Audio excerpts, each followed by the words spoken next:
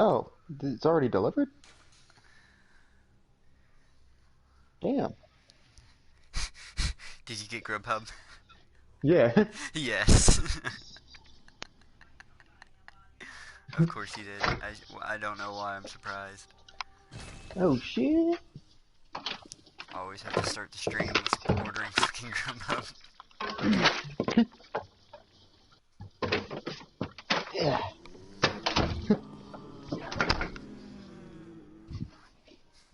Damn, that's a big ass fucking. Damn. I got the Admiral's dinner at Red Lobster because they had free delivery. Ah, nice. So I spent about the actual Grubhub price, but without actually. Paying for the delivery, yeah, I got you. I Yeah. got you. You gotta get your 10 cents. Hey, look at all these motherfuckers. Oh shit. Side of fries.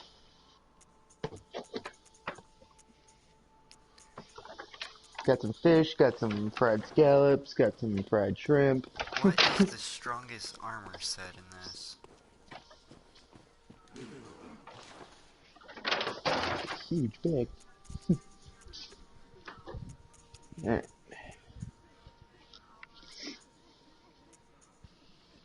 Good timing, it's not like we're in the middle of a boss. Yeah. Get my drink. Girl's Guard.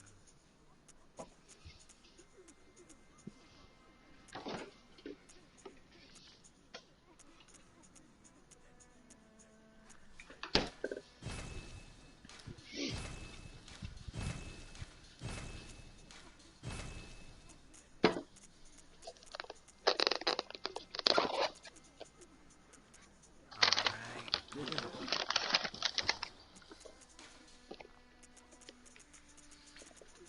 Where is this new? Okay.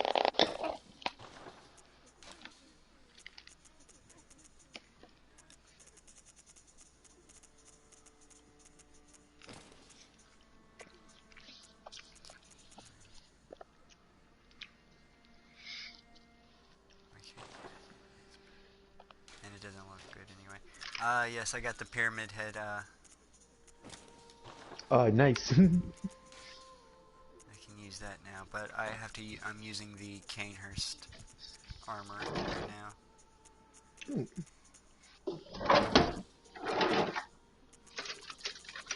Canehurst gauntlets.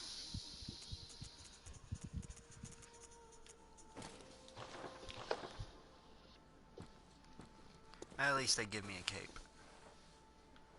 Mm.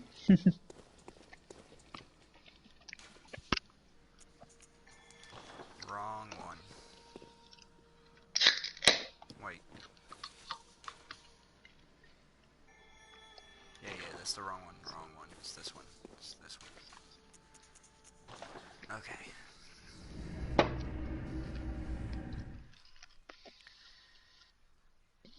Let me pull up Ned Kelly.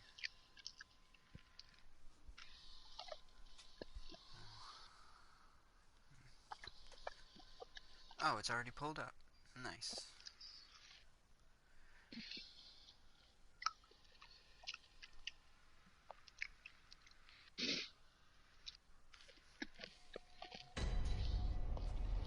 Okay, so we're gonna start at the trial of the Fitzpatrick incident. Mm. Ringing my beckoning bell. Searching. Okay, so Williamson and Skillane were arrested for their part in the affair. Kelly and Don were nowhere to be found, but Ellen was taken into custody along with her baby, Alice. At the Bellone Court on May 17, 1878, Williamson, Skillane, and Ellen Kelly were on remand. While on remand, were charged with aiding and abetting attempted murder. The three appeared on October 9, 1878 before Judge Redmond Barry and was charged with attempted murder. Despite Fitzpatrick's doctor reporting a smell of alcohol on the constable and his inability to confirm the wrist wound was caused by a bullet. Fitzpatrick's evidence was accepted by the police, the judge, and the jury. The three were convicted on Fitzpatrick's evidence. Fitzpatrick's evidence would later be corroborated by Williamson when he was interviewed in prison by Captain Frederick Standish. Mrs. Kelly, Scaloni, and Williamson were tried and convicted of accessory to attempt murder against Fitzpatrick. Scallion and Williamson both received sentences of 6 years and Ellen 3 years of hard labor. Barry stated that if Kelly were present, he would give him 15 years. Frank Hardy, a successful and well-known farmer in the area, offered to pay Ellen Kelly's bail, on which bail was immediately refused. Ooh. Damn. Yeah, I hope I know that it would mean that they're guilty, but I hope that Fitzpatrick's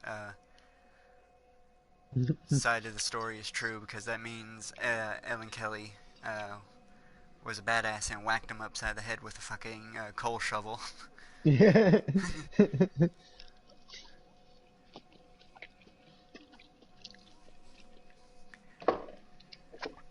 Like, that's a true mom right there. Like, you don't pick on my boy.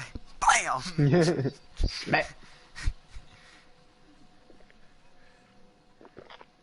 Alright. Ellen Kelly's sentence was considered unfair even by people who had no cause to be Kelly sympathizers. Alfred White, a police magistrate headquartered in Bellingham, told the commission later that I thought the sentence upon that old woman, Mrs. Kelly, a very severe one. Inch Downs, a truant officer, recounted to the commission in 1881 that while speaking to Joe Barron's mother, he said that he did not believe in the sentence, and if policy had been used in consideration for the mother shown, that 2 or 3 months would have been ample. When Kelly was executed, his mother was still in prison. Damn. She couldn't even be present for her son's execution. Nope. Alright, next it will be the Stingray Bark Creek Stringy Bark Creek police murders. Oh. We'll be covering those. Alright. I forgot which I'm trying to open this. Open this pack of ketchup. I'll read this one paragraph. After the sentences were handed down in Bellina Police Court, both Ned and Don Kelly doubted that they could convince the police of their story, so they went into hiding, where they were later joined by friends Joe Bryan and Steve Hart.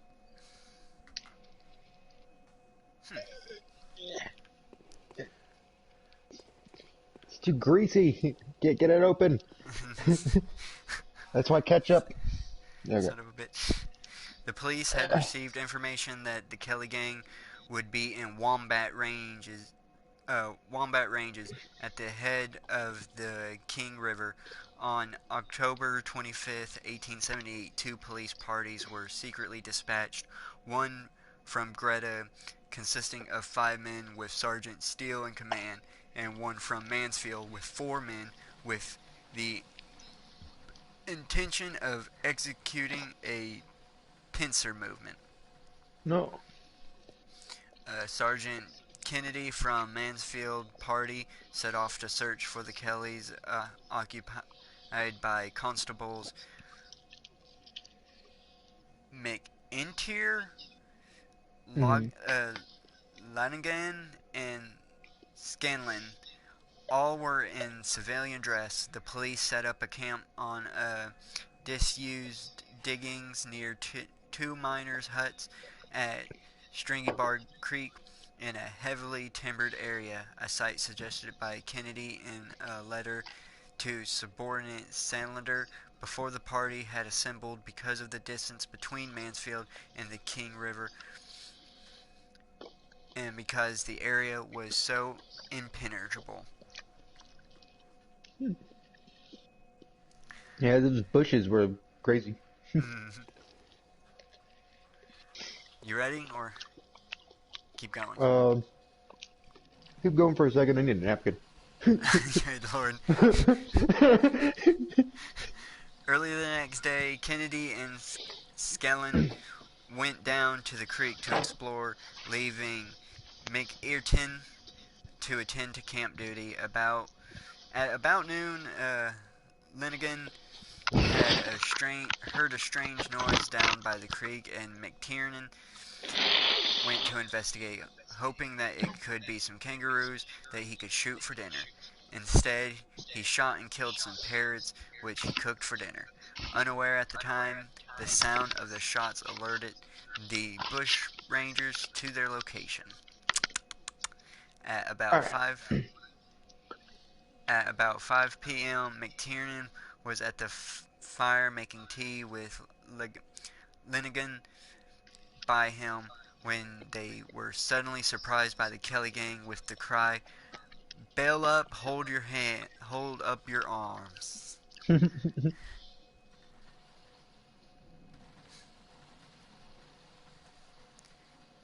Bail up must be Australian for buck up.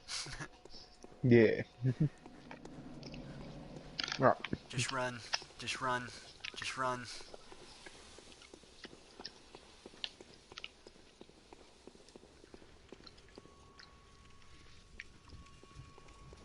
Okay.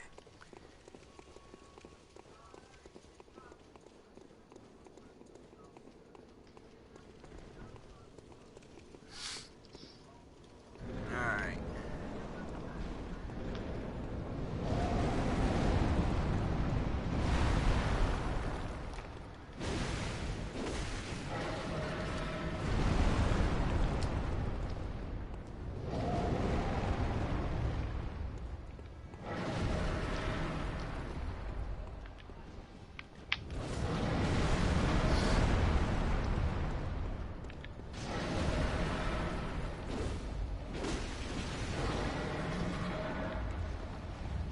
Ah, damn it.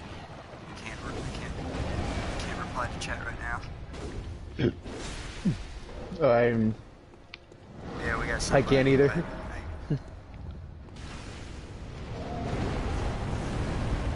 Sorry, chat. We're amygdala.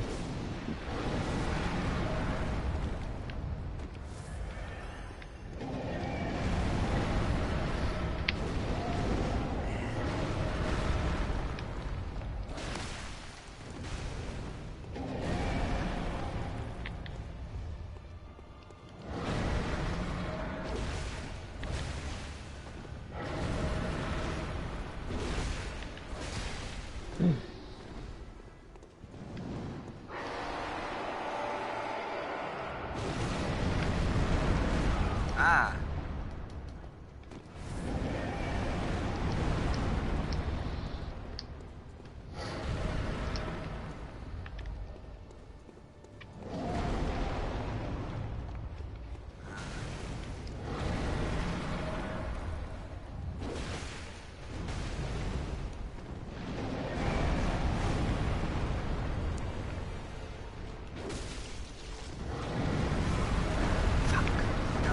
Oh, damn it!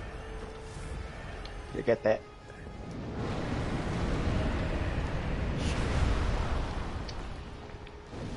No, damn it!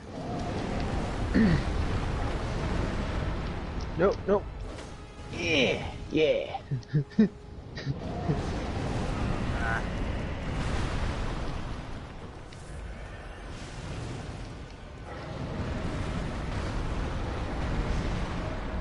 They doing that a lot. Yeah, I want them to though. Yeah. I just found it odd.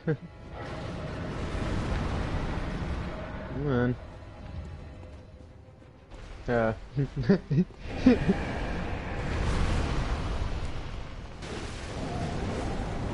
Ooh.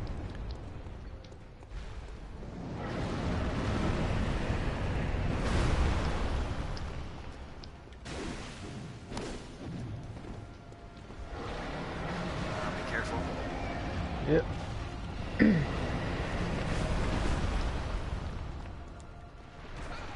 Ah. That was cheap.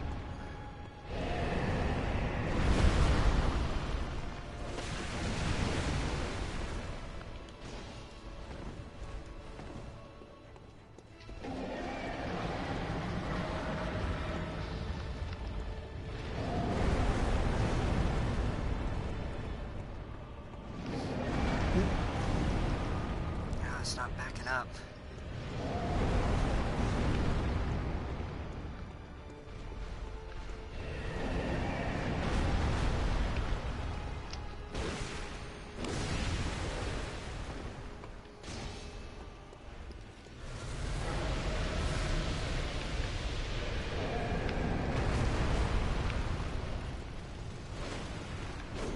Oh shit.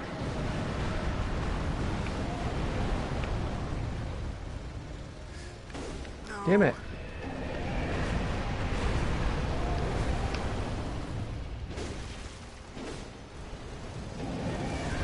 Oh shit. Okay.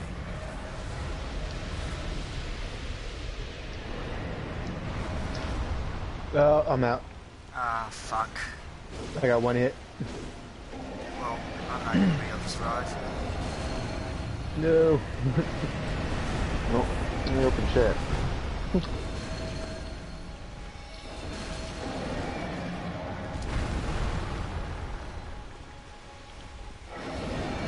Ah, fuck it.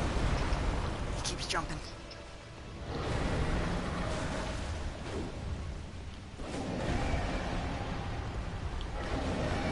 Shit.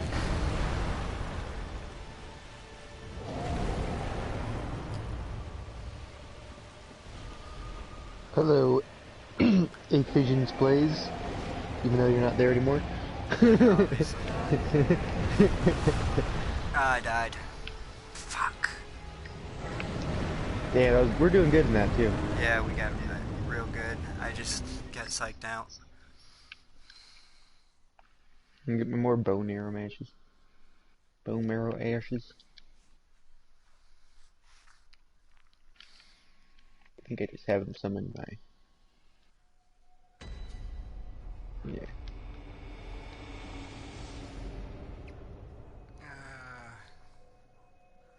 Where is it? There it is.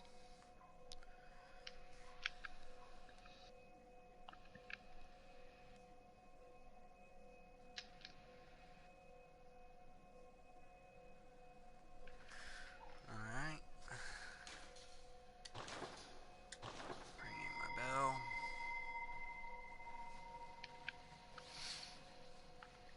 On with Ned Kelly. McTiernan testified that Kelly took his fowling piece and that all the gang members were armed. Kelly stated that only 2 had guns. Having left his revolver at the tent door, McTiernan held up his arms as directed. Almost immediately, Kelly shifted his aim from McTiernan to Lagoon and fired. Kelly shot him in the temple. He fell on the ground and said, "Oh Christ, I am shot." He died a few seconds later. Holy shit. That's pretty bad. Last words too. Just oh Christ, I've been shot. Fucking A, man. Kelly just went from like just a simple old horse thief to a fucking cop killer. That's what happened to Clyde too. Went Kelly from a chicken thief remarked, to a. "What a pity. What made the fool run?" Kelly had McTiernan searched, and when they found that he was unarmed, let him drop his hands. They took Lagoon, Lagoon, and McTiernan revolvers and helped themselves to articles from the tent. Kelly talked to McTiernan and expressed his wonder that the police should have been so full-heartedly as to look for him in the ranges. It was evident that he knew the exact state of the camp, the number of police, and the description of the horses. He asked where the other two were and told McTiernan he would kill him if he lied. McTiernan revealed their whereabouts and pleaded for their lives. Apparently, this is what McTiernan said.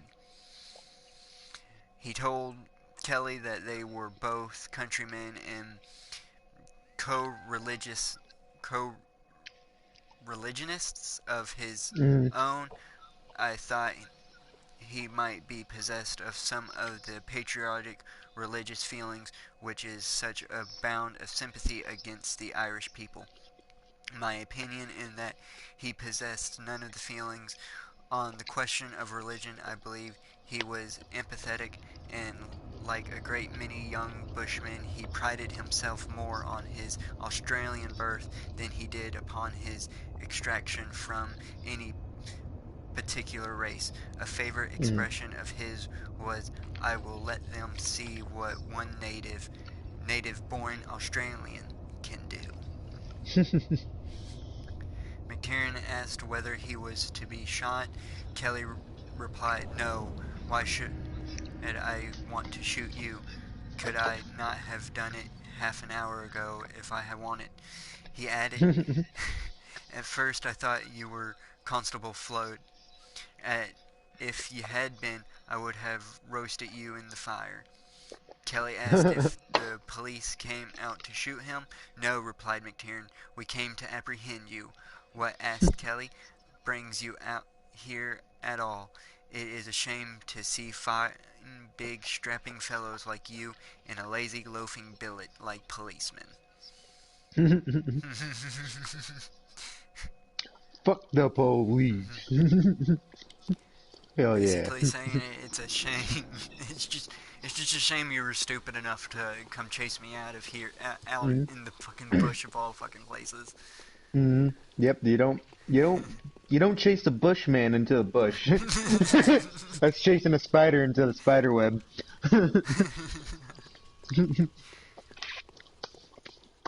Alright.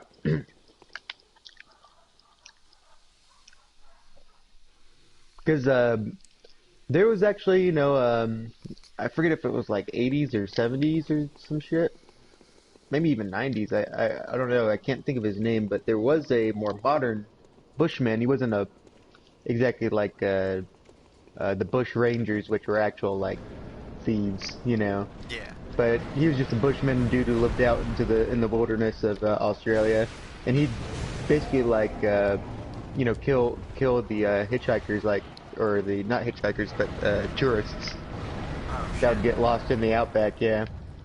And he then he'd just disappear out and into the fucking desert. I can't think of his name though. He had a pretty decent kill count. Oh shit. There's a movie based off of him too. Oh shit. Do you know his name? I can't think of it right now. I also can't think of the movie. It's actually a pretty, a cult classic, anyway. Oh. But yeah, it's like about some campers, backpackers going to Australia and then like meeting this like dude on the off on the road that helps them. But he's like, then they find out that he like booby trapped the road to make them like break down, and I want to say that I know this movie. Yeah, but he was like a charming Australian guy. Where's the bad guy? Do you know who played him in the movie? No. We could have eviscerated him there. Yep.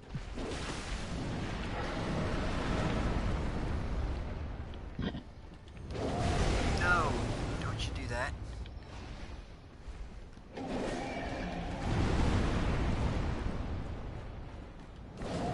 Stop moving so much. Stop it. Yeah. Mer.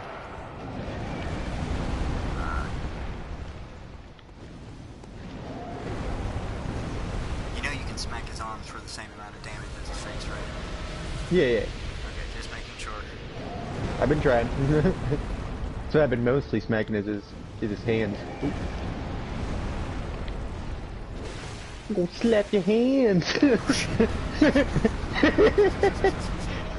Just, yeah. I don't know why.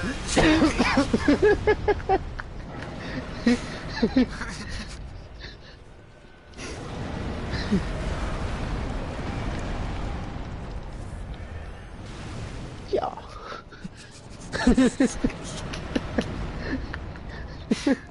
Oh, fucking it. Because it just doesn't feel like you're doing much. No. Run. Oh, shit.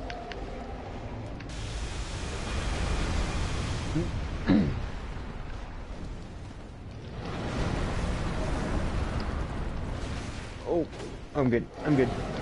Oh, shit. Oh. Okay, thank God that wasn't on me. That would have been a bad time. Oh, shit. Oh, shit. I died. No.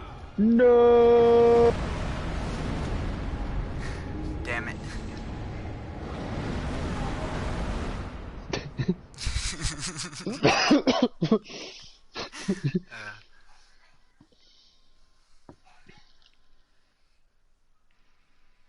I feel like we're still at, even though we're losing, we're still doing way better than we were before. Yeah, we're doing way better.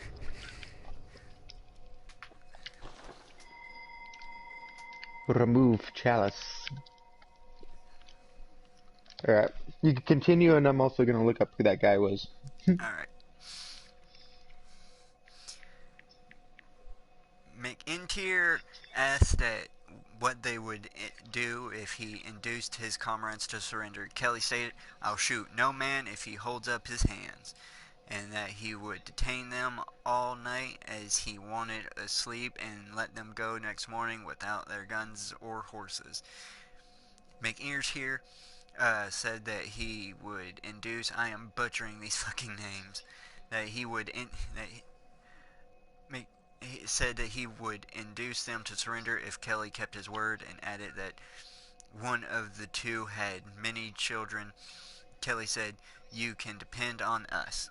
Kelly stated that Fitzpatrick was the cause of all this, that his mother and the rest had been unjustly lagged at Beechworth. He told McTier to leave the police force. McTier agreed, saying that he had thought about it for some time due to bad health. Ned asked McTier why their search party was carrying so much ammunition. McTier replied that it was to shoot kangaroos. Mm. At about 5:30 p.m., Kelly then heard the approach of Kennedy and Scanlon, and the four gang members concealed themselves, some behind logs and one in the tent. They forced McIntyre to sit on a log, and Kelly threatened, "Mind, I have a rifle for you if you give any alarm." Kennedy and Scanlon rode into the camp. McTier went forward and said, "Sergeant, I think you had better dismount and surrender as you are surrounded." Kelly at the same time called out, "Put up your hands." Kennedy appeared to think it was Lanigan who called out, and that a jest was intended, for he smiled and put his hands on his revolver case. He was instantly fired at, but not hit. Kennedy then released the hopelessness of his position, jumped off his horse, and begged for his life. "It's all right, stop it, stop it." Scanlon's horses was disturbed, and he tried to dismount, but fell to the ground and was on all fours. As he rose, Kelly shot him in the chest, killing him almost instantly. Oh, Aw. man. That was kind of a dick move. Yeah. Look at the guy fell off his horse to beg. I mean, come on. like, I mean, I guess there's other people, and then you can't really take prisoners right now. I guess I understand yeah, that, you know? the situation. There's no return from this situation. Yeah. And it's that guy's just gonna drag behind if you try to take him alive. Like Yeah, for sure. the only thing he could be a hostage, but that's But I feel like that's not gonna get you very far. I feel like that's not sadly, gonna get you very far with the Australian guys. I sadly, don't think they care as much. he's got to kill everybody now. Yeah. Because if he doesn't, they're not gonna let this slide. Nope. McTiernan, believing that the gang intended to shoot the whole party, fled on Kennedy's horse. Several shots were fired at McTiernan as he dashed down the creek, but none reached him. The rifles apparently being empty by that stage and only the revolvers available. Ned later wrote that he never intended to kill McTiernan, as I did not like to shoot him after he had surrendered. McTiernan galloped through the scrub for 2 miles, and then his horse, evidently wounded, became exhausted, suffering from a severe fall during his escape, and with his clothes in tatters, McTiernan concealed himself in a wombat hole until dark, taking note of the direction of the setting sun. I just I just think it's At very about Australian to hide in a wombat hole. hey, I mean, if you fighting for if you running for your life. In the wombat hole. But you have to be careful though. Is that you want to make sure they're in a wombat there. Oh yeah, there could have been a fucking wombat. That would have been some shit. I had to deal with a fucking wombat. Those little fuckers are mean. They're mean. You ever seen them? They charge you. They fucking Oh just yeah, charge you endlessly. I know. And go wah, wah. At about midnight, he set about to strike the Ballina Road by trekking west, guided by a star. After crossing a number of streams, his feet became chafed, and he had to walk with one of his boots off. Oh, dude. Oh. After a rest and using a match to illuminate a small compass, he traveled about 20 miles until he reached a farmhouse outside Mansfield on Sunday afternoon. He then traveled by buggy to Mansfield and then directly to the residence of Sub-Inspector Pontress. I fucking knew it. Sadly, couldn't have any survivors. Yep.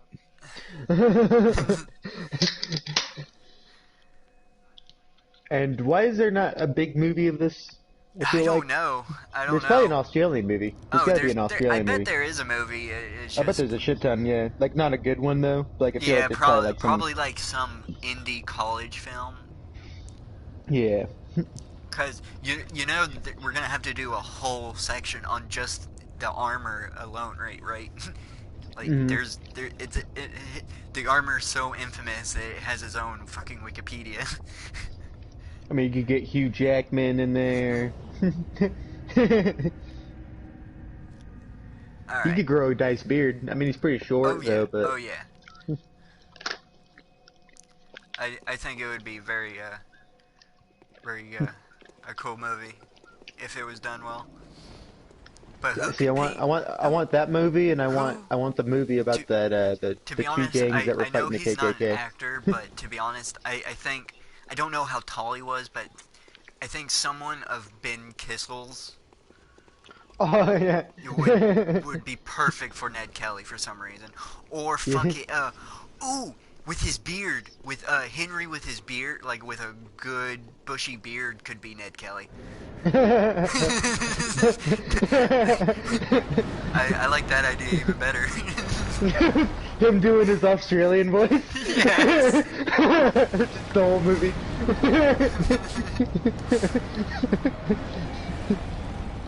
I want this movie made. You know, it'd be a brave movie, I'd say. I think it will I think it would work. Oh damn, he's doing that already. Ah, shit. He's in a rare mood today. this round. Oh, come on, that should have hit, but oh well.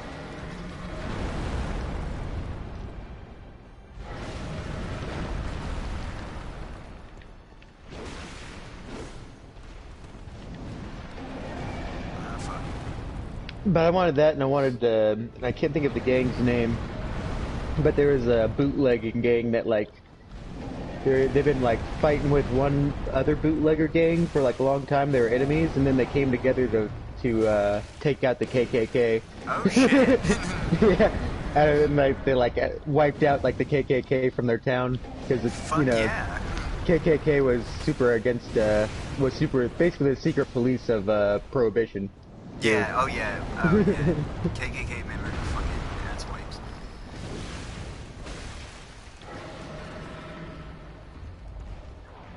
They do keep the highways in the Carolinas clean though. Yeah.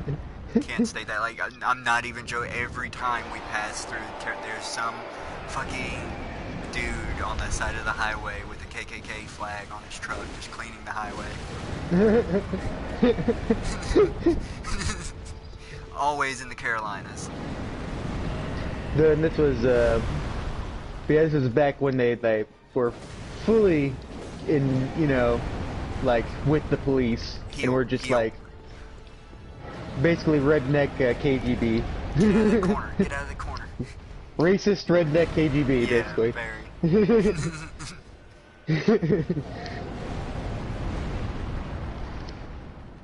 But it's a pretty cool story of like a couple huge battles and stuff. Fuck yeah. And then basically them just like, because they didn't win by just like wiping out like all the small members, they went and assassinated like all the big, like the mayor and the shit like that, all the leaders, and so it, like the KKK just dispersed. Because they didn't, you know, they didn't cut the head off the dragon with those guys, yeah. There's only a couple smart ones ever. And plus, it's just they're too stupid to stay organized. Yeah, exactly. Like, seriously, the KKK is literally just a fucking cult leader just coming up and getting a bunch of followers. Mm. That's what it is, basically. Some of those, like, low-browed, inbred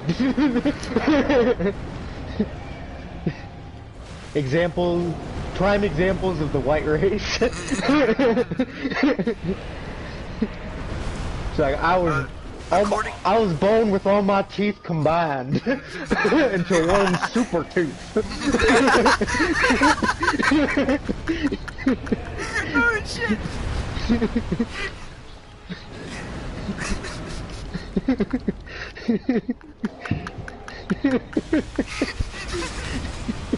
Oh fucking A. Oh no! No! Okay, he didn't. I should have dodged that. That was bullshit. You died? Yeah, I got caught up in that laser, which I feel like I was out of its, you know. Oh, that's his arcane has a bit of a lag right now. Yeah, I think it lagged a bit. I'm just gonna die. I thought I dodged that I know perfectly. I can't do it without you. Yeah, it's good. Oh fucking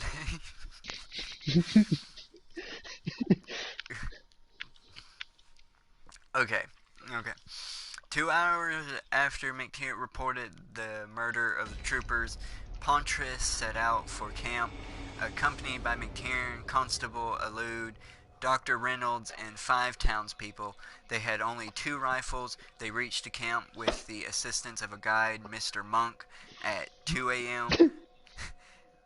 There they found the bodies. I want to know more about Mr. Monk. He sounds like a good character, but continue. They found the bodies of Skellen and Lagoon, as well as the tent burnt and possessions looted or destroyed. The post-mortem by Dr. Reynolds showed that Lanigan had received 4 wounds, 1 through the eyeball. Skellen Scanlan's body had 4 shot marks with the fatal wound caused by a rifle ball which went clean through the lungs. Ned later refuted this, saying that the coroner should be consulted. No trace had yet been discovered of Kennedy, and the same day as Scanlan and Lagoon's funeral, another failed search party was launched. His body was found a few days later by Henry Jean Sparrow, several hundred meters northwest from the campsite near Germans Creek. The site of Kennedy's murder was claimed to be rediscovered in 2006. Oh, so they just left him there? yeah, apparently they just fucking left him there. And then someone in 2006 just came and saw a little pile of bones. Holy shit, dude. What a way to disrespect a fucking cop. That's the odds. It's like, well, he's the bushes now. Do you want to go under the outlaw under the Felonies Apprehension Act?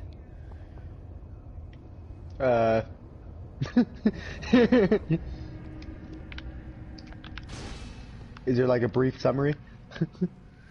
Yeah, it's just a paragraph. Okay, yeah. I don't know if you want to open with that after we die from the amygdala next. Yeah.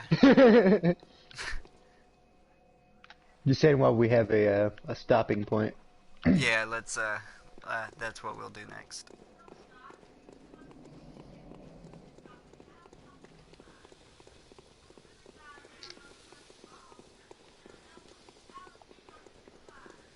Oh, great. It's indiscernible, but I can hear. Yeah, I know. I know.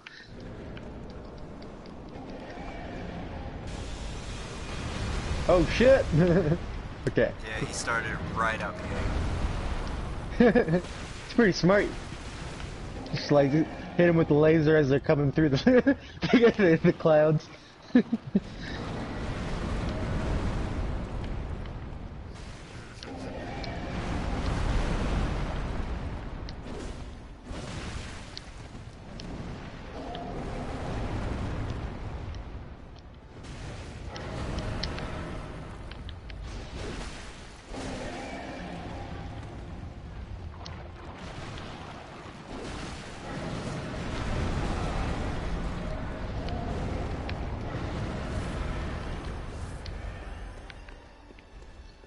The big bastard.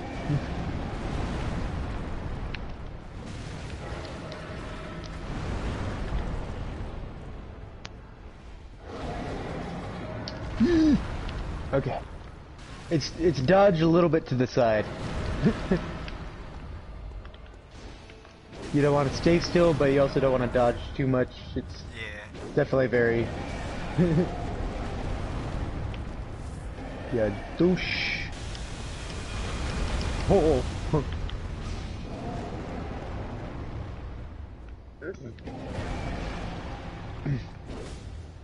You're kind of a cheeky little mate today, aren't you?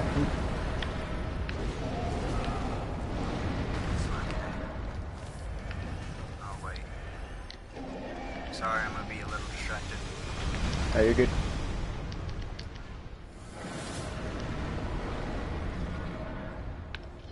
Oh, shit. Okay, come on.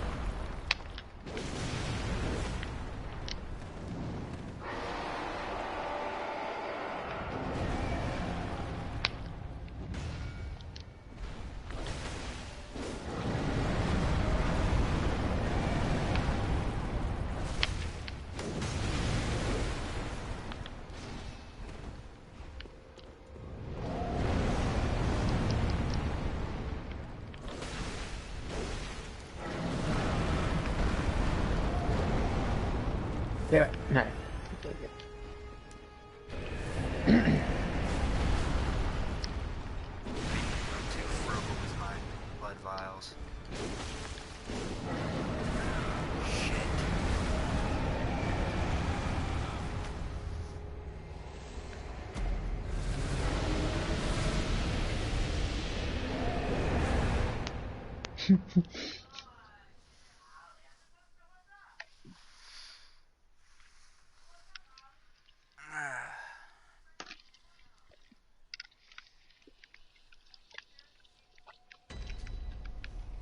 Man, I'm still eating. This is a huge meal.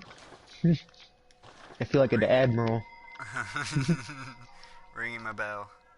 Okay. Yeah. In response to the public outrage at the murder of police officers, the reward was raised to £500 on October 31st, 1871. The Victorian Parliament passed the Felonies Apprehension Act. And the people being mad, the outrage being the ten people that heard about it. Yeah. Go on. Coming in effect, the Victorian Parliament passed the Felonies Apprehension Act, coming into effect on November 1st, 1878, which outlawed the gang and made it possible for anyone to shoot them. There was no need for the outlaws to be arrested or for there to be a trial upon apprehension.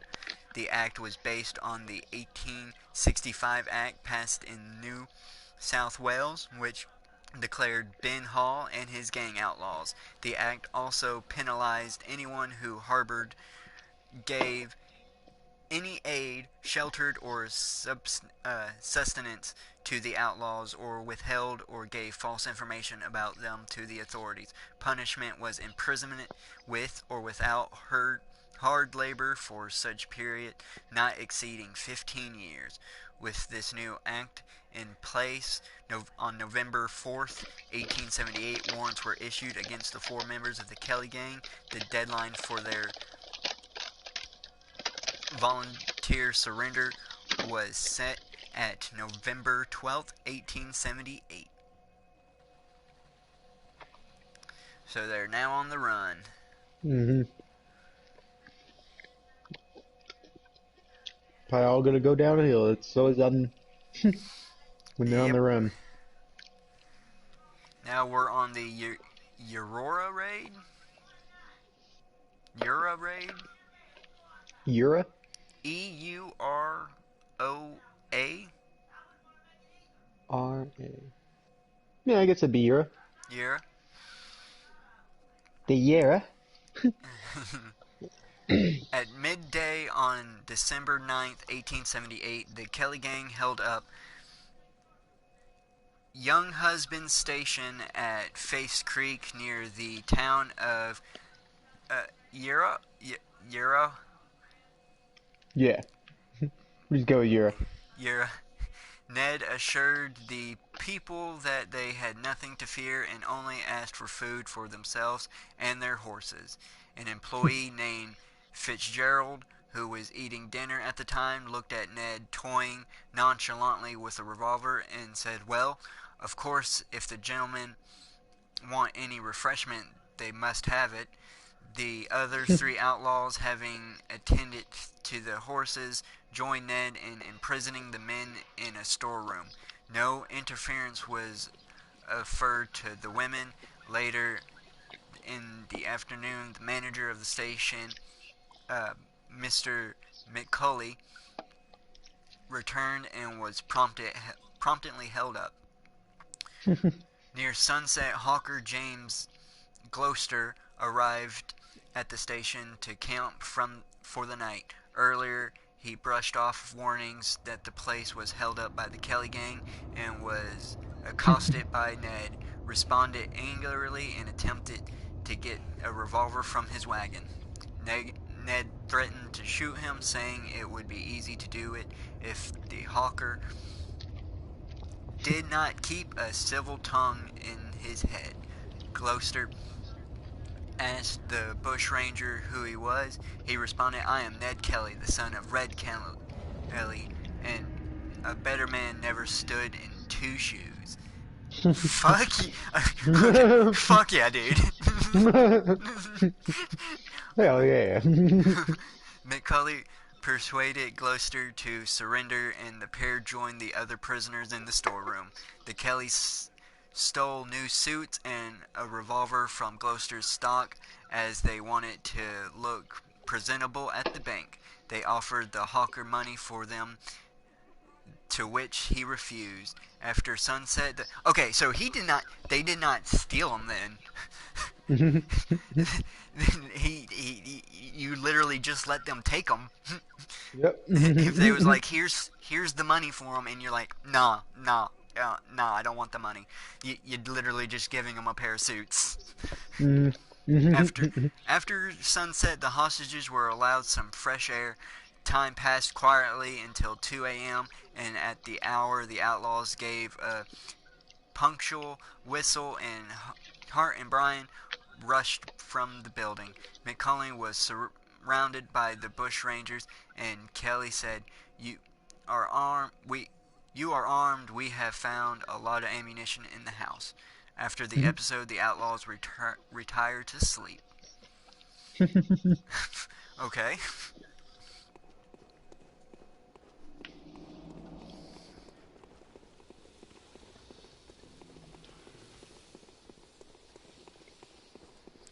Attempt number 5.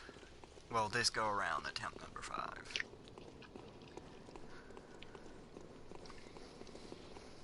Australia is basically if Texas became a continent.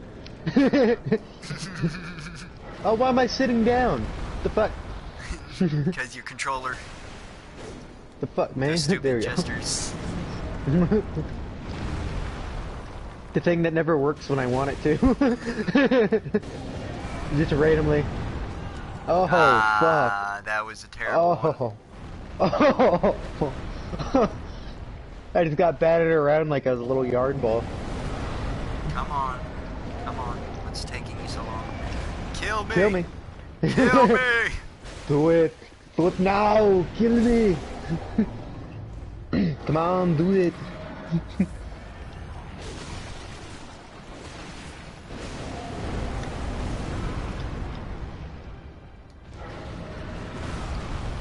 I just lost 60,000 soul I could have used to purchase some blood vials.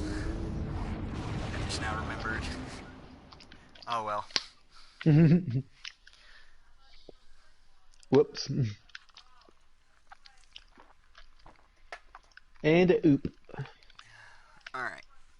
The following afternoon, leaving Byron in charge of the hostages, the other three axed the telegraph poles and cut the wires to sever the town's police link to Benelina.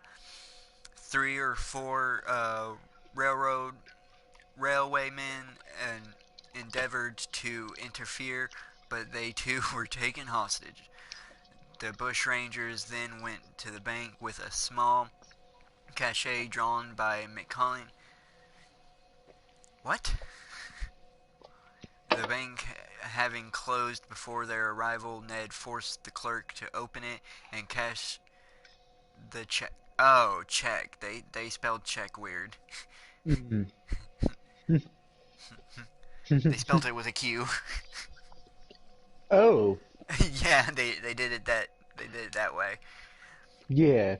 I think that's for a specific thing. Yeah, I think so too. After taking 700 pounds in notes, gold and silver, Ned forced the manager to open the safe, from which the bushrangers got 1,500 pounds in paper, 300 pounds in gold, and about 300 pounds worth of gold dust and nearly 100 pounds worth of silver. That's the pound currency, by the way. Yeah. That's the currency, not the actual weight. This is Australia. They don't have pounds, I think. No, they would have the metric grams. system. Yeah. The reported total amount stolen was 68. The what year is this? The 1800s. Early 1800s, Because like I don't mid know. 1800s. I actually don't know when we got the metric system because the imperial system actually used to be British. That's why we have it. Oh. So it could have been like feet and pounds and stuff. I don't know. I don't know, but this is It talking about yeah. it's got the pound currency symbol is why I'm It saying wasn't pounds. like the science community basically just said, let's keep it consistent with everybody. And then we were like, nah. No, no, thank you. But the system itself is British. The reported total amount stolen was 68 10-pound notes, 67 5-pound notes, 418 1-pound notes. 1 second, 1 second.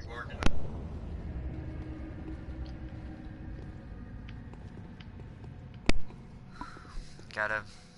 We're gonna have to end the stream early, sadly. Not now, but earlier than usual than I planned. That's fine.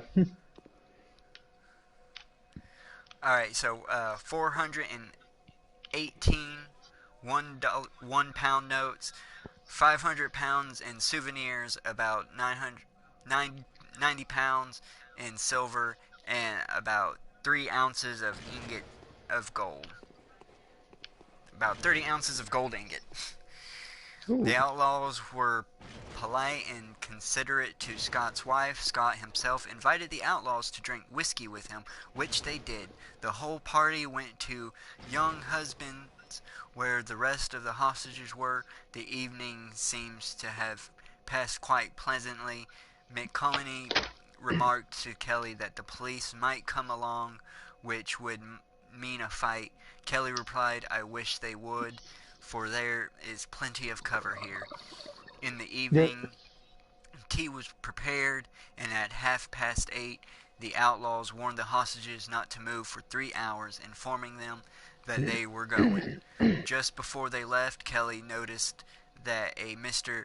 McDougal was wearing a watch and asked for it. McDougal replied that it was a gift from his dead mother. Kelly declared that he wouldn't take it under any consideration, and very soon afterwards the 4 of the outlaws left. Oh. What is unusual is that these stirring events happened without the people in the town knowing of anything. The hostages left the station after 5 hours. Yeah. Holy shit, this whole thing went down and nobody in town was like, oh, what I'm, the fuck are I'm, they doing over there? I'm gonna I'm go sure to... there's a couple. I'm sure there's a couple people that just they saw and they just kept doing what they were doing. Like, nope. Nope. That's called the roommate eyes when you just you kind of see it, but you don't see it. You're Alright, never gonna next. mention it. It never happened. 1 second, I'll be right back. Yeah.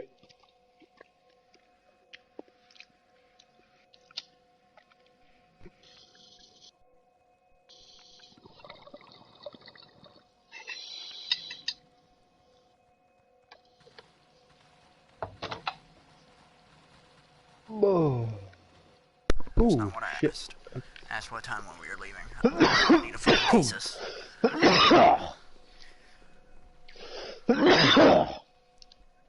Ugh.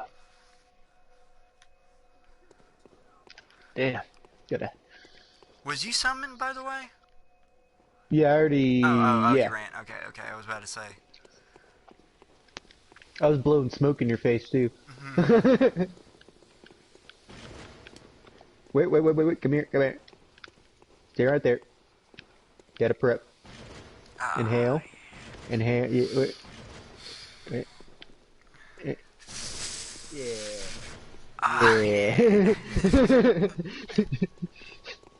Get some of that quicksilver in you.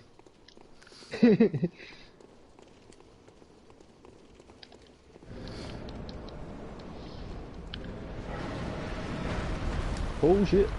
Okay. Yeah. And you like them apples. Oh no. Get out of I'm in a there. bad spot. Get out of I there. am. Oh, he's trying to cuddle me. He tried to wrap his arms around me. Sexual assault! I said no! Shit.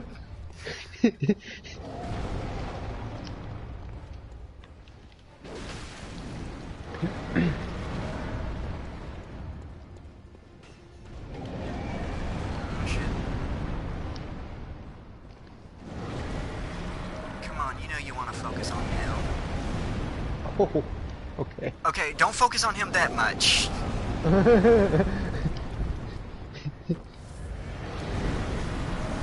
Ah, fuck.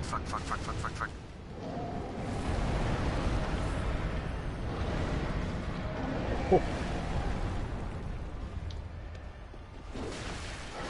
Come on. And too bad I fucked up in that first round because we were doing really good then, and for some reason he was like super not aggressive at all. Yeah. he was pretty passive for some reason. But I feel we're doing. Yeah. I don't want to jinx us, but doing a bit better. Come on.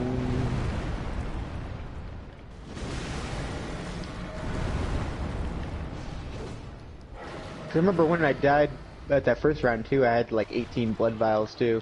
Oh, and we're man. almost about to kill him. I just got, you know, sucked into a double hit. Oh shit. Ah, no! Yes. You alive? Yes. Okay. Just make your weapon at risk. God damn it. I got the tires out.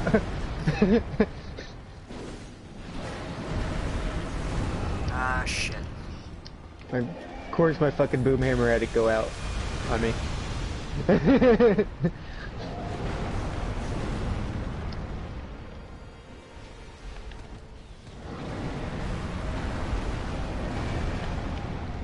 Which I think his range is even a little smaller than that. Oh shit.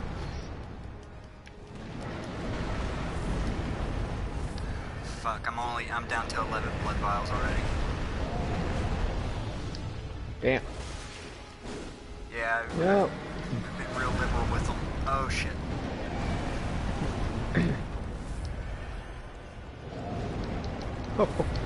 Make it 9.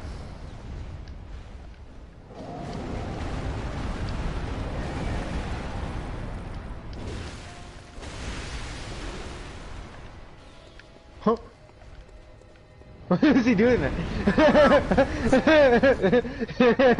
That's like...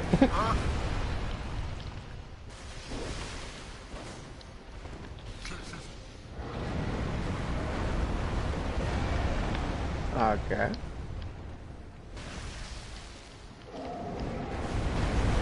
Oh. Scary. Eh. Why does he gotta do that?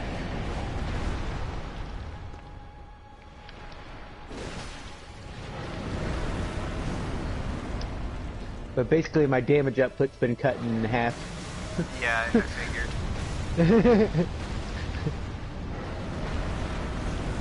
Ah, shit.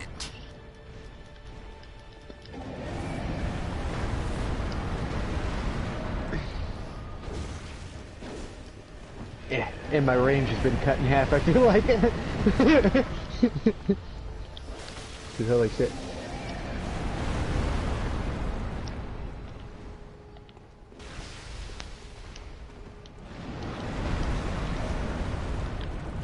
Yeah.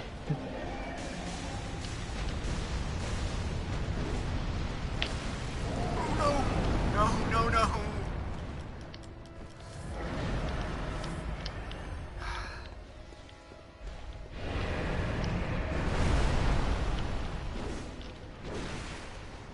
Yeah. Stop missing. I miss so much now. Eh. Now I am like just smacking the hands. Ah, fuck it. Yeah, sadly, I don't think this is our. I don't think this is the round. No. I'm doing good on resources though. Ow. I'm not. My motherfucker.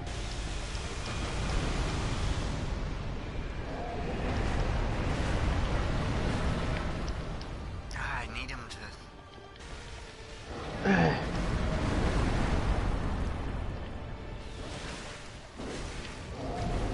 Shit. Oh, you're so close sometimes, man.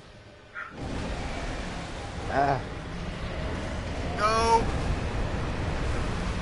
got him. Ah, fuck. Oh, you're alive! You're alive! You're alive! Yes! Somehow. I'm down to 1 blood vial, though. Yeah. Yeah, like I said, this ain't it.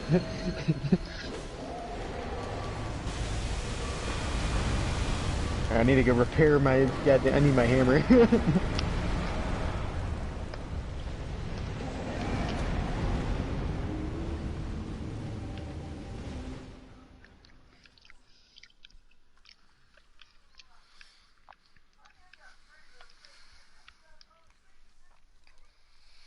Yeah, at around like 5:20, we gotta cut it. Yeah, By the way, that's fine. That's about when I was probably gonna get out anyway. my time, I meant. Oh yeah. So in about an hour. Gotcha.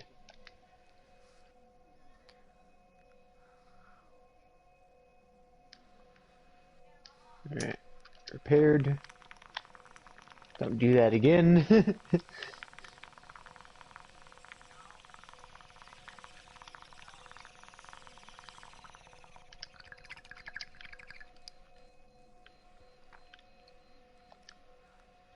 Remove chalice. Co-op quick search. Alright. Okay. So this is Kelly sympathizers held.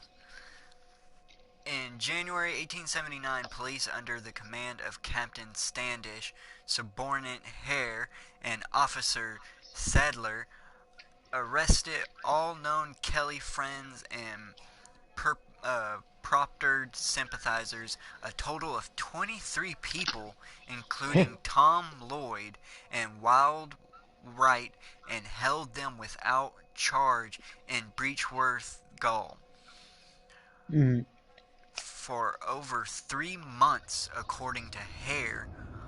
All the responsible men in charge of different stations who had been in long time in Balanon, the detectives and officers were all collected at Balanon, but by Captain Standish's orders, they all went into a room and were asked the names of the persons in the districts whom they considered to be sympathizers. I had nothing to do with it, merely listening and taking down names that fell from the mouths of men. Public opinion was turning against the police at the matter. On April 22nd, 1879, the remainder of the sympathizers were released.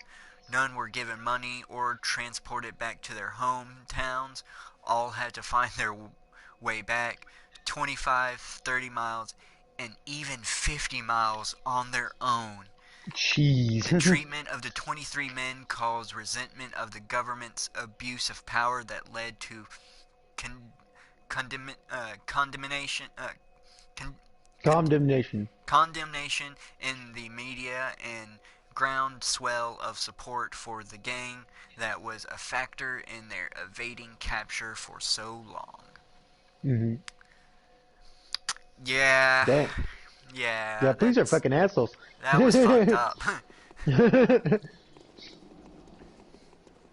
And you know that, like, what makes it worse is that the fact that they're Australian too. So like every snide thing is like turned up to 100. Yeah, So it's like, oh, enjoy the walk through the desert, eh? Fucking cunts.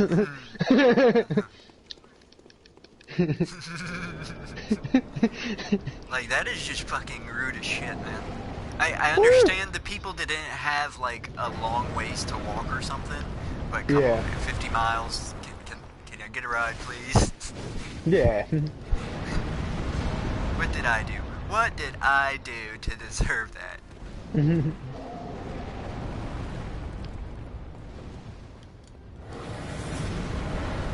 Man, I'm go on a walkabout. We gonna make you go on a walk and think about your actions, young misters. I Go on bet a you won't walkabout. sympathize with them Kellys no more. That's like, how do we get the public to respect us more? Let's abuse them. Force them to walk home It's 50 miles. odd they still like Ned Kelly better than us. Why do they like him better? Makes no sense. I don't know. Maybe we should just go in their house and break all their stuff. Maybe they'll like us then. We gave them respectable punishment for liking them guys. I know, it's like when like a boy has like a little like 5-year-old boy has a crush on a girl and just starts like terrorizing her, and then doesn't understand why like she like despises him. Ah, fuck. I'm doing terrible this round.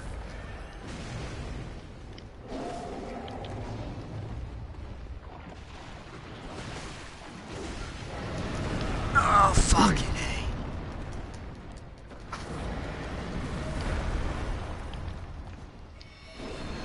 Ah, shit.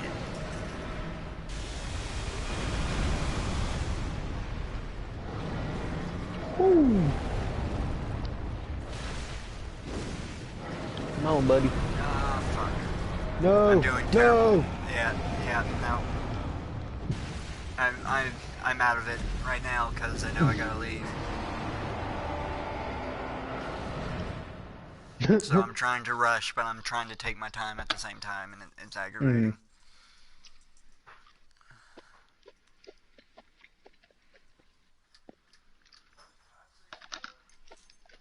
Okay.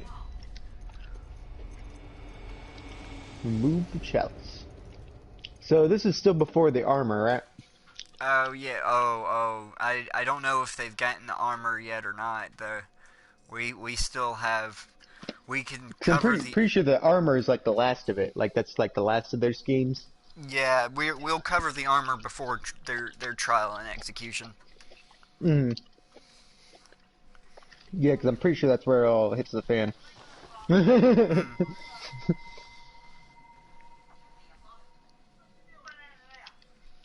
All right. I think I I forget in which one, but I think there is a Ned Kelly reference in one of the Red Deads. Oh, there might be. There actually might be. Yeah. Since he was the same time period, just on the other side of the world. No, he was 100 years earlier. He was on. Okay. Yeah, the Red Dead is set right before World War One, Okay. and Red Dead Redemption is set right, but not Red Dead. Red Dead Revolver is set. I don't know when Red Dead Revolver is set, but Red Dead Redemption, which is actually a Mhm. sequel, Yeah. is set right before World War One. And of Okay. course, Red Dead Redemption 2 is set. I want to say it ends like a year before the events of Red Mhm. Dead Redemption 1. Mhm. I don't know exactly when because the age of Jack is questionable. Yeah.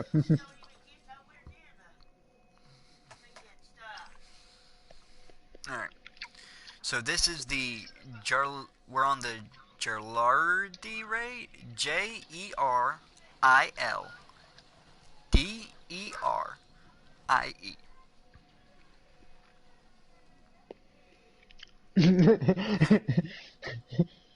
can't really Gerald picture that. Ger, Geraldurley raid.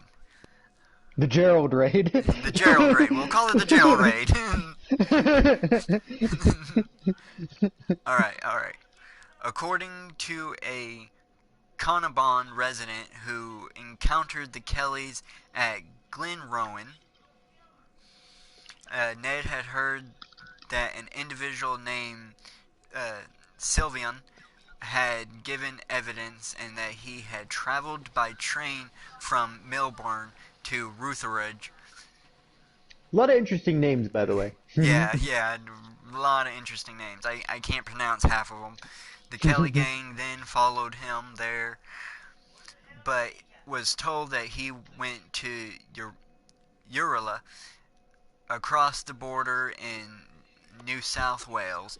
By the time they got to Urala, Sullivan had left for Wagga Wagga. They Wagga Wagga, Wagga,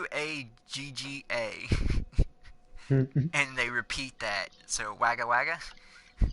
Wagga Wagga? Yep, that sounds like an Australian thing. Oh, you know, the Wagga Wagga. They followed him there, but lost sight of him. Kelly thought he might have traveled to Hay, so they took off in that direction, but later gave up their chase. On their return home, they passed through Gerald, and the gang then decided to rob the bank. According to J.J. Kennelly, however, the gang arrived at Gerald having crossed the Murray River at Brewamine. The group had heard of a crossing there from where they could swim their horses, but did not know where the landing place was on the opposite side of the river, so had Tom Lloyd investigate. The river was guarded by border police. After unsuccessfully trying to cross on his own, Lloyd employed the help of an owner of a hotel nearby who pulled him across in a boat, with Lloyd's horse paddling behind. After reporting the trip back to the rest of the gang, the group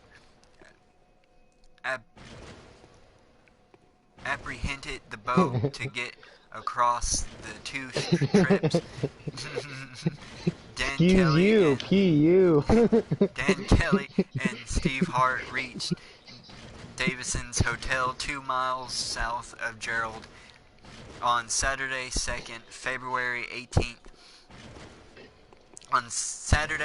1879, in time for tea, while the others waited in another area. I like how they always make sure they have tea.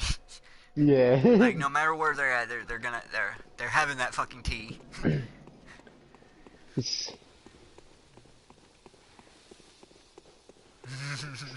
Pretty limey.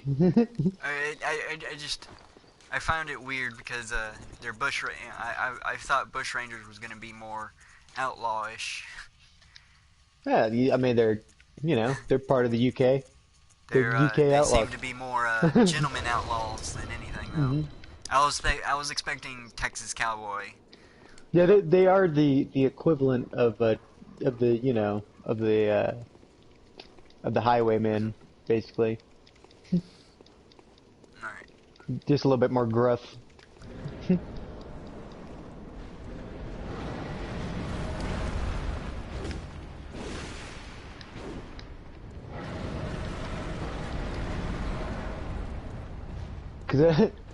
Which another one would be a fun one to do, and I can't think of his name either, but there's he was kind of the most famous highwayman. He was a English gentleman kind of guy. Oh, no. Come on. That shouldn't have hit. That shouldn't have hit. There's like nothing even on me.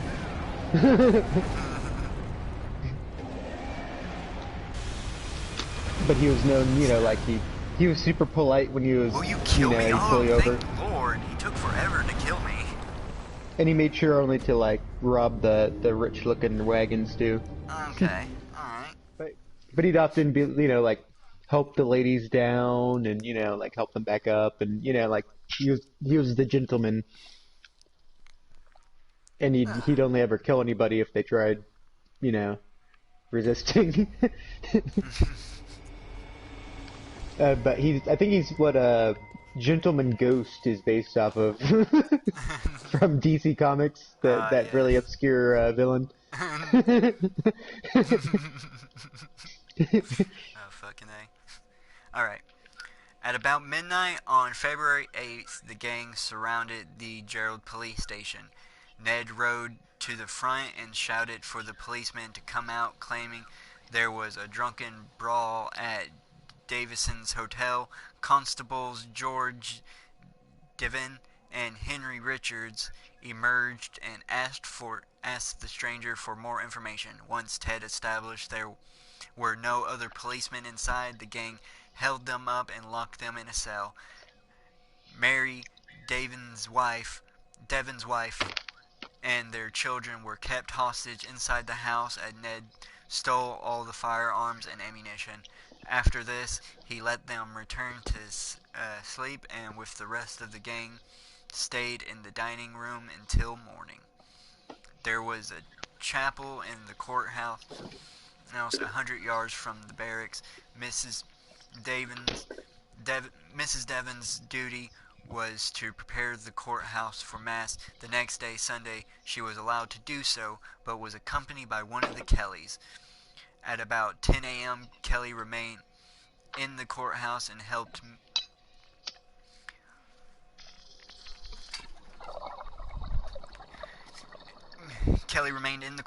helped Mrs. Devon prepare the altar and dust the forms. When this was done, Kelly escorted her back to the barracks, where the door was closed and the blinds pulled to give the impression that the Devons were out. Hart and Dan Kelly, dressed in police uniform, walked to and from the stables during the day without attracting notice. Yes. Nice. So they basically just did like a Red Dead like mission. Yeah, basically. I gotta go do this and I gotta do This is a that. stealth mission.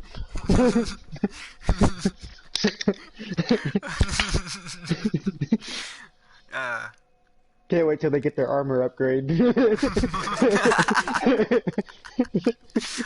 is what I'm waiting for.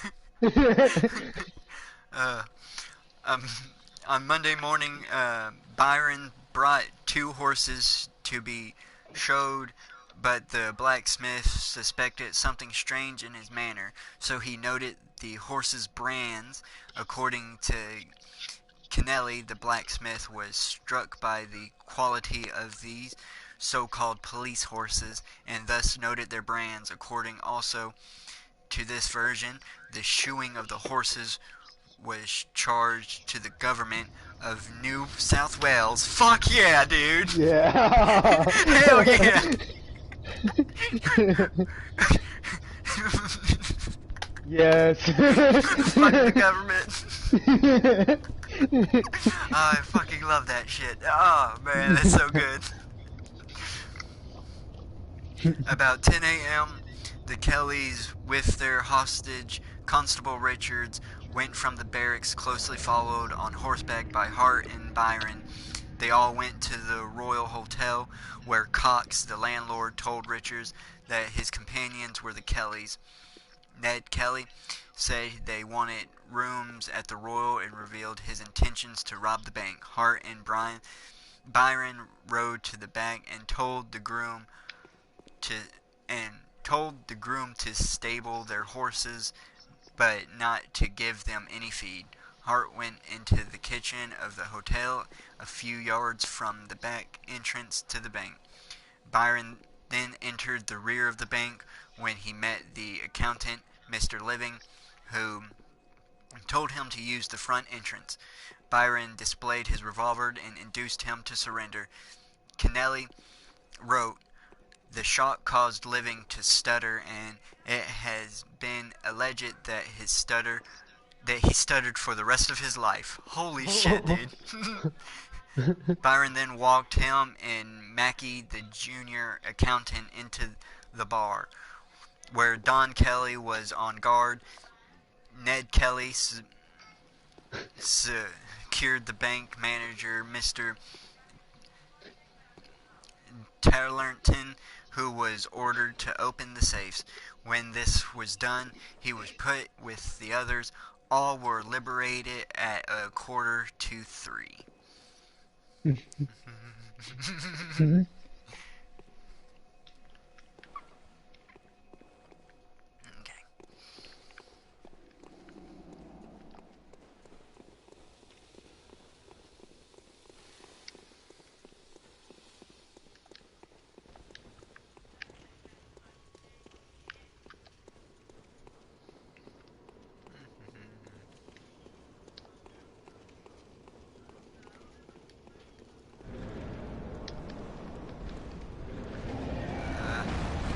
Oh. Stop puppet guarding the entrance, you asshole. I hate that he starts out that way all the time, like no matter what. Come on, get one, hit him. Yes. No, he's jumping. Is he? I thought he did. I don't know. I think he just lifted his foot up. No. Okay. He scared me. I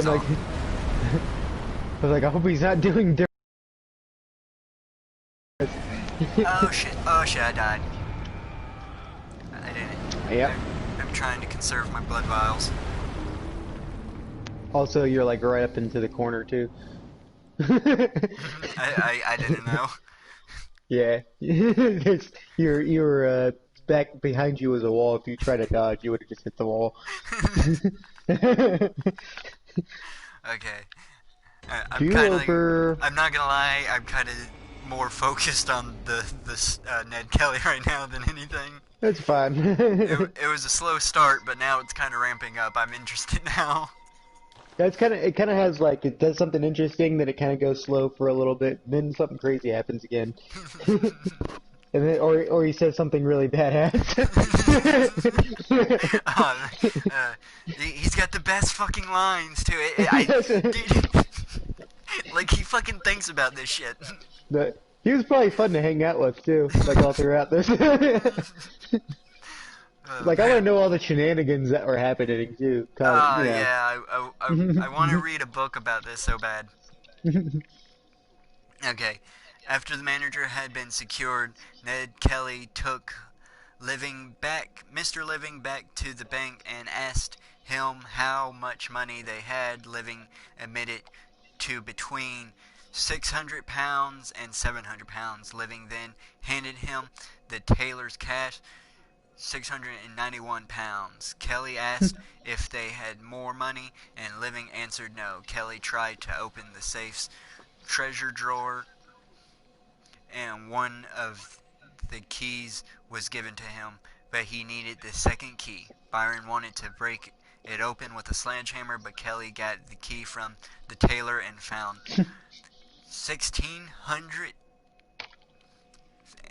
1,650 pounds, Damn. making for a total of 2,141 pounds stolen from the bank. Kelly noticed a deed box. The group then went 600 to 700 my ass.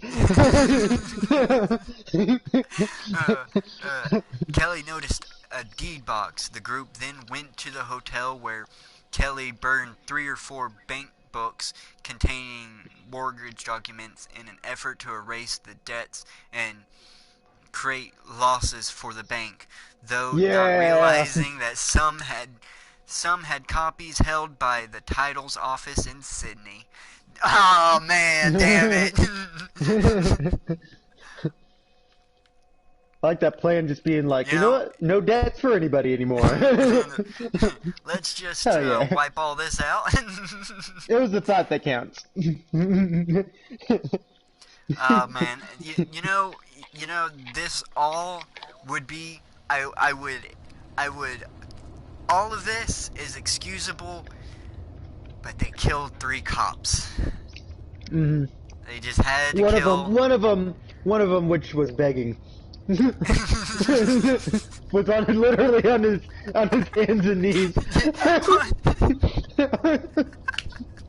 I wasn't gonna point out the severity of the accounts, but yeah, it was pretty fucking bad.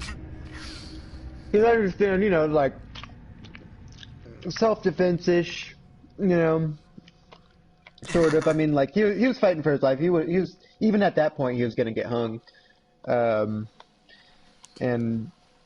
I don't know. I just those cops are assholes, and it's like, especially back then, it's like, do they really have any more worth than the average person?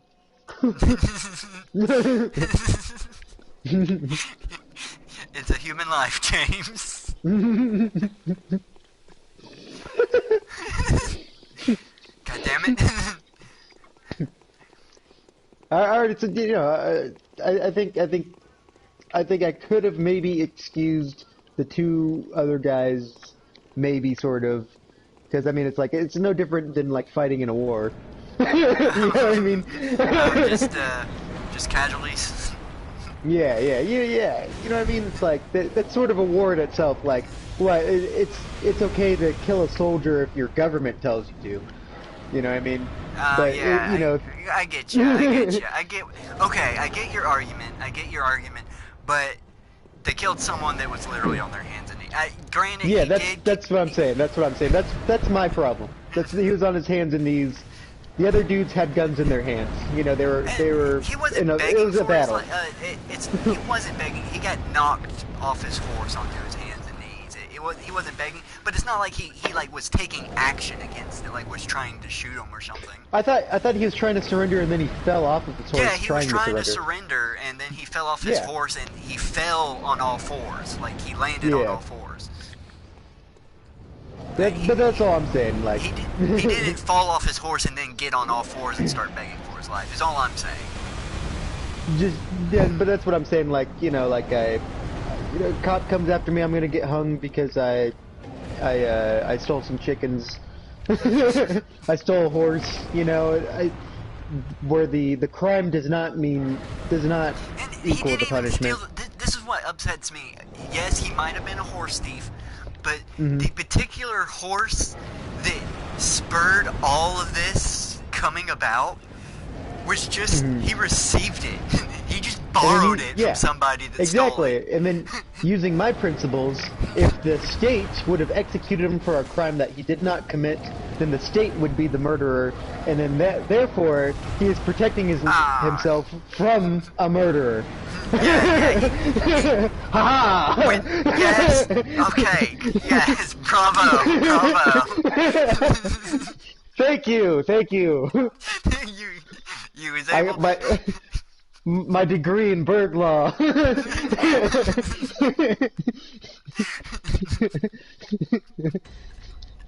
Oh shit. It's finally brought me to this moment.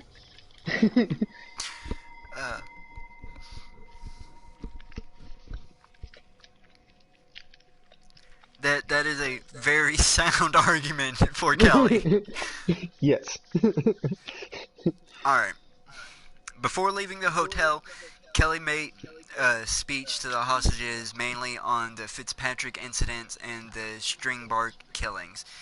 He then placed his revolver on the bar and announced, "Anyone here may take it and shoot me dead, but if I'm shot, Gerald shall swim in its own blood." God damn, these fucking lines. Yeah. Repeat that one again. Okay, he announced, "Anyone here may take it," and okay, I'm gonna just repeat the whole sentence. Alright. He then placed his revolver on the bar and announced, "Anyone here may take it and shoot me dead, but if I'm shot, Gerald shall swim in its own blood." Yeah! Fucking take it. Just try to take it, motherfucker. Fucking try to kill me. Oh, man. I see why he's so infamous, man. The fucking lines this guy has. Real life action hero. As the hotel's roughs cheered Kelly on, he learned that Hart had earlier stolen a watch from a local Methodist clergyman, Reverend J.B. Gribbled, and forced him to return it. Fuck yeah, dude! It's like, you trying to piss off God? Like, what the fuck? Hey, man! You know, it's really hard to hate this guy, but he did kill 3 people. I gotta keep reminding myself of that. He defended himself against 2 people and then killed 1. Yes, he defended himself against the state, against 2 unlawful statemen, and killed 1 unlawfully. Yes. The Bush Rangers then went to some of the other hotels, treating everyone civilly and had drinks. Hart took a new saddle from the saddlers. 2 splendid police horses were taken and other horses were wanted, but the residents claimed that they belonged to women, and McDougal, in order to keep his race mare, protested that he was a comparatively poor man, and Kelly relented. The telegraph operators were also incinerated. Byron took possession of the office and destroyed all the telegrams sent that day and cut all the wires. The group left about 7 p.m. in an unknown direction. The disarmed and unhorsed police had no other means of following the gang. Yeah. Hell yeah, dude. Didn't he? I can just See. picture the sheriff just throwing his hat down and stomping on it. That's Damn it. all you wanted. Oh. Just and he's southern just for some reason. Oh dang it, Dad! Dang it! I thought things were gonna be better here. Oh, fuck it, hey. Like it's the fucking Duke boys riding off. Kelly? Oh my god. Kelly wrote a letter while he was in Jared, apparently. Hmm. The handwritten document known as the Jared Letter was dictated by Australian bushranger Ned Kelly to fellow Kelly gang member Joe Byron in 1879. It is one of only 2 original Kelly letters known to have survived. The Jarrett letter is a holy shit. What? The Jarrett letter is a 56-page document of approximately 8,000 words. That ain't just a fucking letter, dude. That's a book. Yeah. Man, I just have to imagine that guy just like, oh, what did Kelly send me? Like, shit. Like, holy shit. I know we're deviating from the story, but I want to cover this fucking letter now real quick. Oh, definitely, yeah. What does this thing got? You know what? It's story time, ladies and gentlemen. Kelly wrote a book and I'm interested.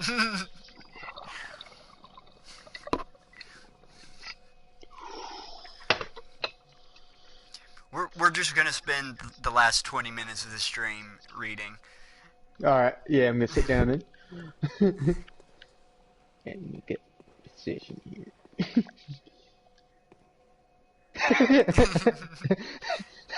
There we go.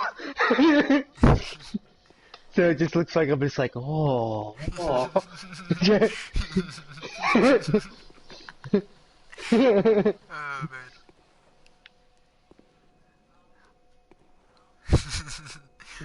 Oh no! Hold on.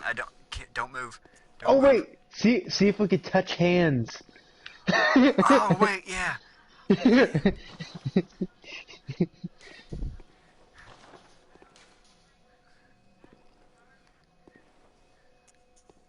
Oh, I have to switch one out.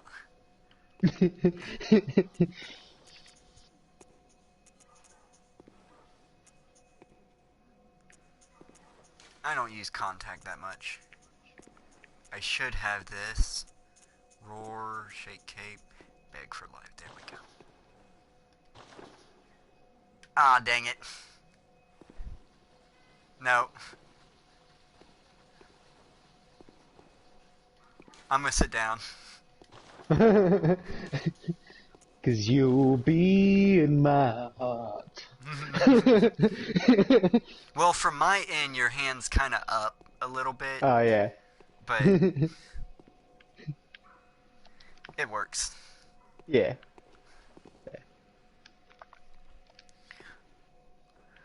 Alright, so in the letter, Kelly tries to justify his actions, including the murder of 3 policemen in October 1878 at Stringbark Creek. He describes cases of alleged police corruption and calls for justice for poor families. It is a longer and more detailed version of the Cameron Ura letter which Kelly sent to members of the Victorian Legislative Assembly and the police in December 1878. The document is named after the town of Jarrett, South Wales, where the Kelly gang carried out an armed robbery in February 1879, during which Kelly tried to have his document published as a pamphlet. wait. Where the Kelly gang carried out an armor in February 1879. Kelly tried to have his document published as a pamphlet. Fuck yeah. Yeah. It was first called the Gerald Letter by author Max Brown in his 1948 biography, Kelly, Australian Son. 2 copies were made of Ned Kelly's letter, one by publican John Helen and one by a government clerk. Only summaries of its contents were published during Kelly's lifetime. It was not published in full until 1930. The original and both handwritten copies have survived. Fuck yeah, dude. Nice.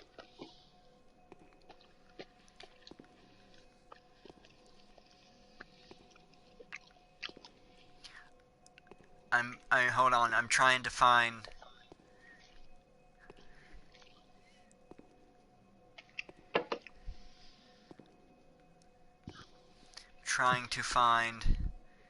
The actual letter.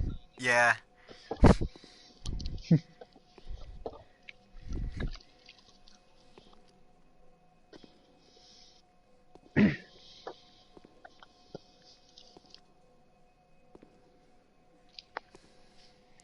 Ooh, I think I can get a PDF of it. Ooh, yeah.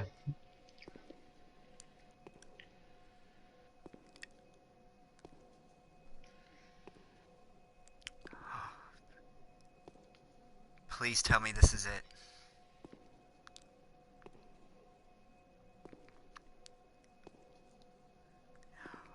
Yes! Nice. Yes, thank you, the National Museum of Australia. Yeah. Yes, they have it on their website. I don't know how many pages it was a 56-page document. Yeah. I'm seeing how many pages this one has. I think they said it was missing pieces, right? I don't know. But this one only has 40. Yeah. So I'm guessing this is not the original. Yep. Because I think they said that there's pieces missing, or there's something missing. It's like some of the letters, you know. Or also that maybe they just scrunched it up into, you know.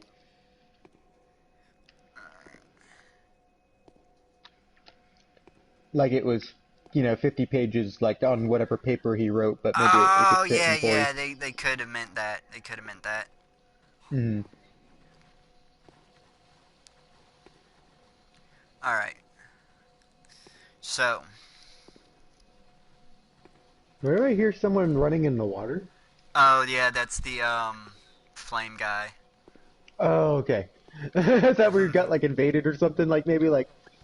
Because I don't think you could even do in these. No, you can. You can get invaded. Okay. Alright. So, this is the letter. This is the Gerald letter written by Ned Kelly. As that the National Museum of Australia has on their website. Page 1. Dear Sir, I wish to acquaint you with some of the occurrences of the present, past, and future. In or about the spring of 1870, the ground was very soft. A hawker named Mr. Gold got his wagon bogged between Greta and my mother's house at the 11-mile creek. The ground was that rotten it would bog a duck. The ground was so godly. Okay, the ground was that rotten. It would bog a duck in places, so Mr. Gould had to abandon his wagon for fear of losing his horses in this spawny ground. He was stopping he was stopping at my mother's awaiting finer or drier weather. Mr. McCormick and his wife, Hawkers also, was camped in Greta, and the mosquitoes were very bad, which they generally are in a wet spring, and to help them, Mr. Johns had a horse called Redetta Cruta, although a gelding was as clever as Old Wombat or any other stallion. I wonder if he sounded more Irish than he did like Australian. I don't know. Because he was born in Australia, but his dad came from Ireland, and I I hate don't how think they got he's this. I I don't think I don't think he really grew up with too many other people other than his like family. So Yeah, I I have think he'd to. probably be I have to. Irishy. I'm just Yeah, trying to most likely. picture him. Although a gelding was as clever as Old Wombat or any other stallion at running horses away and taking them on his beat, which Wait, was can you from. repeat that?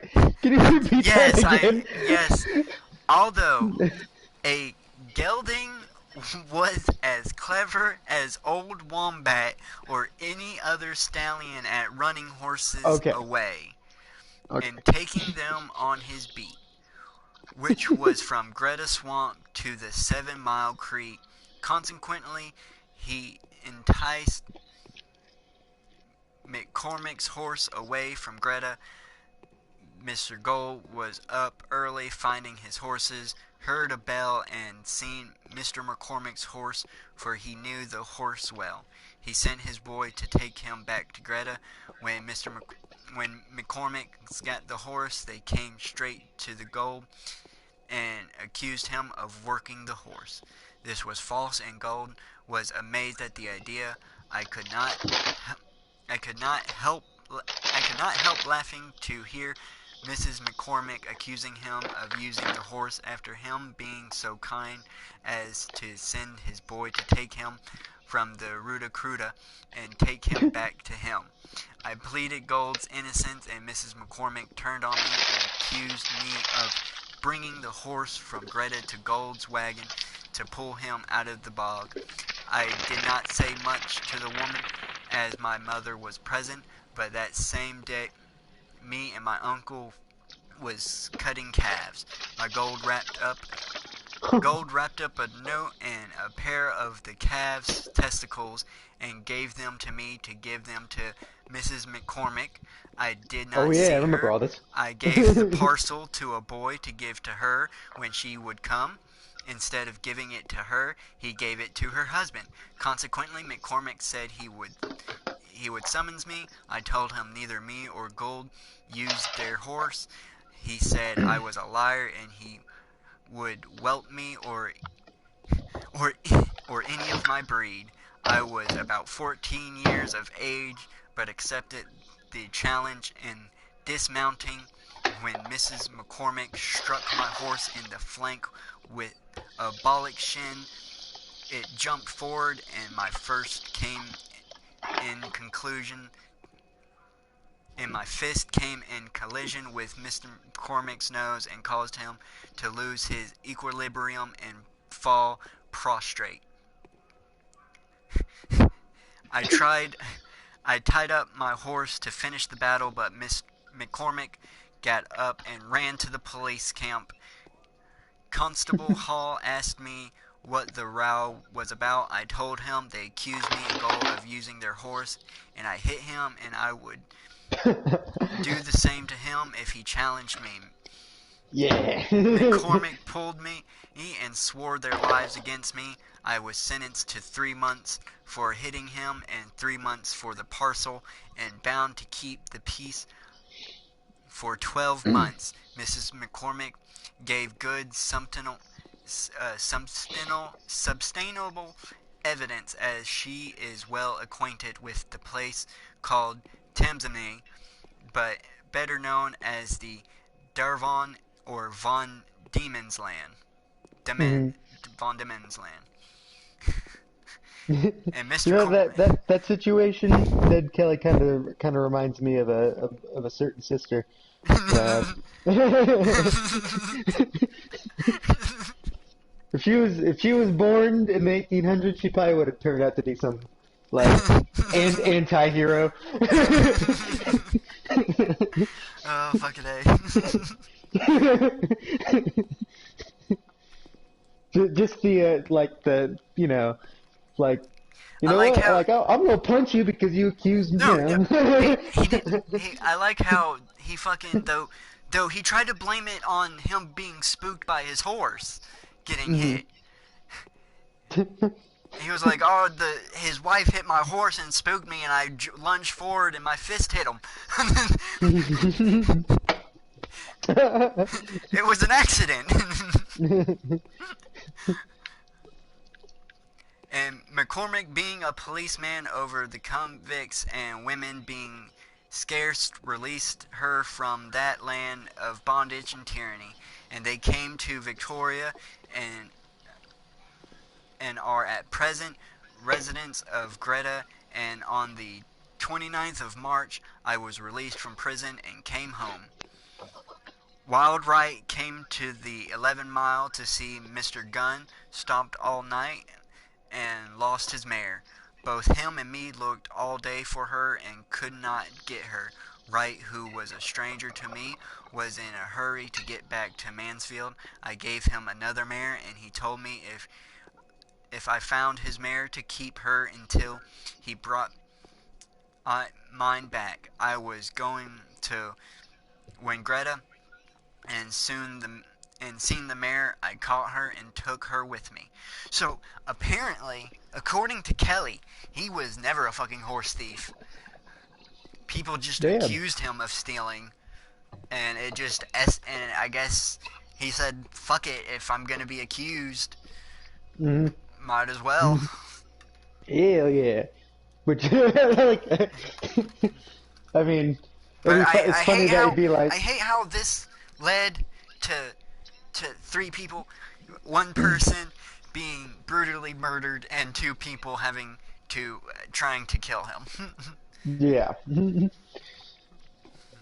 Yeah, it's